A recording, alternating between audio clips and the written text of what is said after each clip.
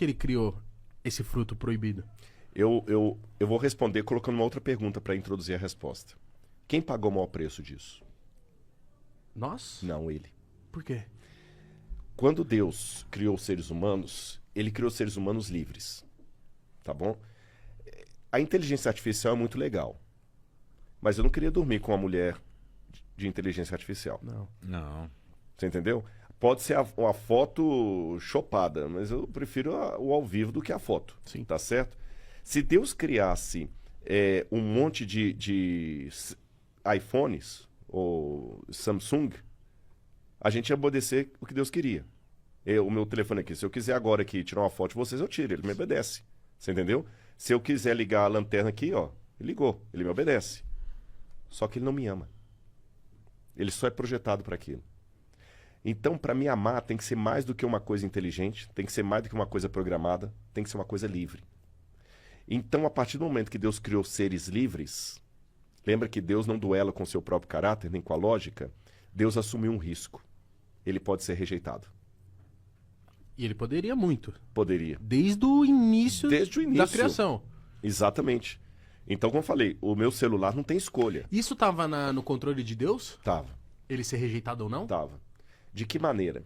Ele estava disposto a pagar o preço. Como eu falei, o celular não rejeita o que eu falo. A Laura pode rejeitar. Sim. Mas é melhor tê-la no relacionamento que relacionar com o celular. Uhum. Então ele criou seres livres. Só que ele colocou leis no universo para organizar a vida desses seres livres.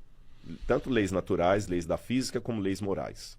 Por exemplo, o Sol tem a sua órbita.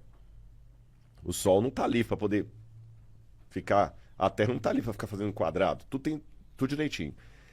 Agora, quando essa lei de Deus foi quebrada, começou uma coisa no universo chamada morte. Antes não existia? Não. A morte não fazia parte dos planos de E Deus. como que a gente ia viver num mundo onde não se morre as pessoas? Ia ter lugar para todo mundo? Sim. Como? Ó, só para você ter uma noção, nós temos duas maneiras de responder isso. Uma delas, que o limite de crescimento de Deus seria encher a terra. Porque ele falou com Adão e Eva assim, cresçam, multipliquem-se e encham a terra. Alguns autores pensam, olha, encheu a terra, acabou. Toda vez que vem essa passagem para mim, aí na minha cabeça fica assim, de coração, vou falar de forma chula. Isso era incesto? De coração. Sim, mas não, de coração era. O primeiro, no início, os primeiros filhos de Adão e Eva tiveram que casar com irmãos. Porque tinha Adão e Eva. E deles dois, o mundo. Tem que ter um casamento incestuoso aí. Na verdade, o incesto se tornou problemático com o tempo, por isso Deus proibiu. Mas eu não sei como era a fisiologia adâmica.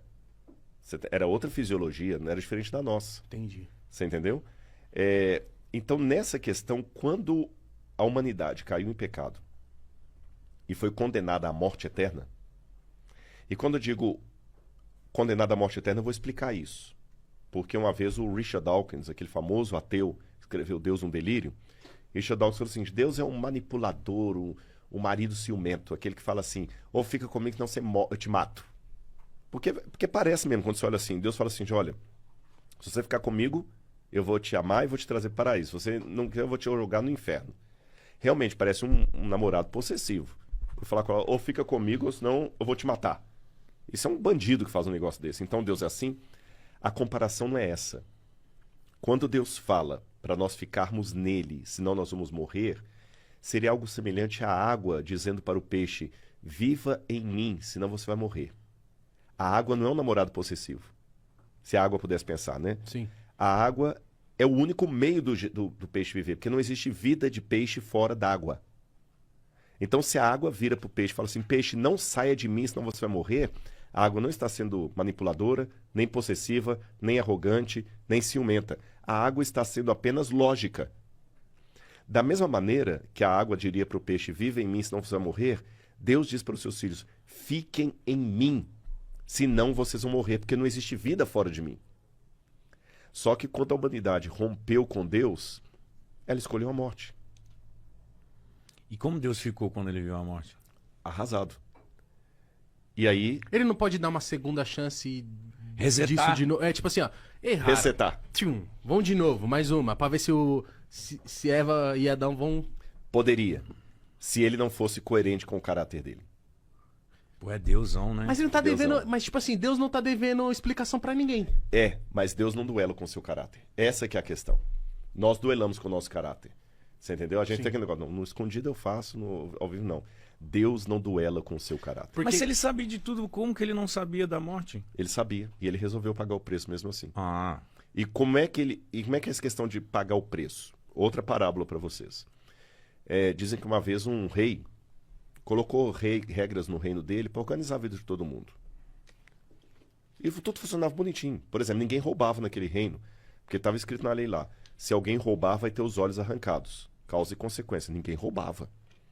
Todo mundo dormia com a porta aberta, não tinha tranca, a delegacia ficava às traças, porque ninguém ia preso. Se roubava, quem quer perder o olho? Um belo dia, os soldados trouxeram: majestade, esse rapaz aqui foi apanhado em flagrante roubando. E a lei mandou arrancar os olhos. Sim, a lei manda isso. Só que tem um problema, majestade, é o seu filho. É o príncipe. nossa. E o menino implorando: pai, não arranca meu olho, não, pai, não arranca meu olho, não arranca meu olho. Se você fosse aquele rei, o que você faria? Eu não ia arrancar, não. No papo reto. No papo reto. Eu não no arranca. papo reto eu não arrancaria não do meu filhote, não. Ele falou, caralho. Aham. já- Se dá você uma não sandáliada arrancasse, nele, sim. o que o povo ia falar? Ah, esse rei não é justo.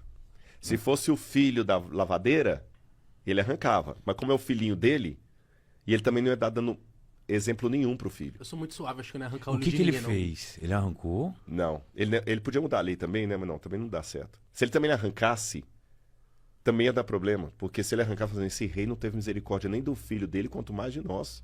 Que rei tirano. Então ele não podia arrancar e não podia não arrancar. Palavra de rei não volta atrás.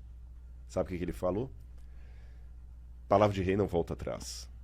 São 2 olhos que a lei requer, Os são meus- 2 olhos que a lei terá. Os dele. Arranquem os meus olhos e deixe meu filho vivo.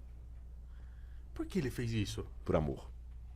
Ele conjugou o amor divino com a posição soberana de monarca. Deus fez a mesma coisa. O ser humano precisa de perdão, ele terá o perdão. Mas para perdoar a humanidade, alguém tem que enfrentar a morte eterna. Aí fala São João 3,16: Deus amou o mundo de tal maneira que deu o seu único filho, para que todo aquele que nele crê não pereça, mas tenha vida eterna. Ou seja, para a gente ter esse papo reto aqui, Jesus morreu na cruz do Calvário. Isso para mim é tão sério, tão forte, tão lindo, que eu sei que a única coisa que me garante ir para o céu não é a boa obra que eu faço, não é a caridade que eu faço, não é guardar a lei, é aceitar a Cristo como Salvador pessoal. E os meus pecados estão lavados no sangue do Cordeiro. E daqui por diante, e os erros que eu cometer, Ele pode me perdoar se eu me arrepender.